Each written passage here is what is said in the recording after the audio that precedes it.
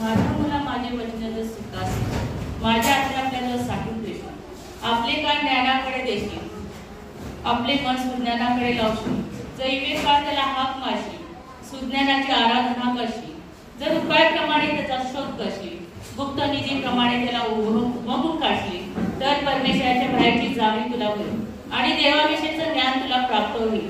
कारण ज्ञान परमेश्वर देतो, त्याच्या मुखातून ज्ञान व सुज्ञान येते.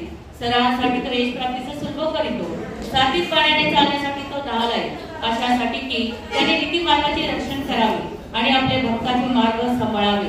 कारण ज्ञान तुझ्या चिंतनात प्रवेश करेल, विद्या तुझ्या जीवाला रम्य वाटेल, विवेक तुझे रक्षण करेल, समजते पा तुला सांभाळेल. म्हणजे कुमार्गापासून विवेकशून्य गोष्टी करणाऱ्यापासून देव तुझं म्हणजे कुमार्गापासून विवेकशून्य गोष्टी करणाऱ्यापासून मनुष्यापासून तो तुला धुवून ठेवेल.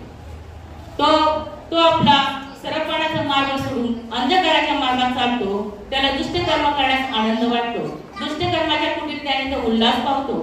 त्यांचा मार्ग वाकडा आहे, त्यांच्या वाटा विपरीत आहे. परसिया मोह भाषण करणाऱ्या परसियापासून ज्ञान तुझा बचाव करेल.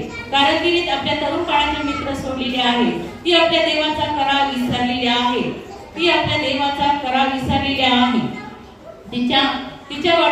तिच्या घरातून मृत्यूमुखाकडे वाटा आहे, तिच्या वाटा मेलेल्यांकडे जातात, जे तिच्याकडे जातात तिच्यातून परत कोणी येत नाही, कारण त्याला जीवनाचा मार्ग साधत नाही. यास तुम्ही भल्याच्या मार्गाने चालावं, नीती मार्ग धार्मिकतेच्या रीतीने अवलंबन करावे.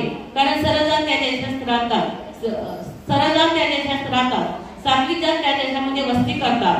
दुर्जनाच्या देशातून त्यांचा उच्छेदन होईल, अनादराच्या त्यांचा निर्मूळ होईल. आमीन.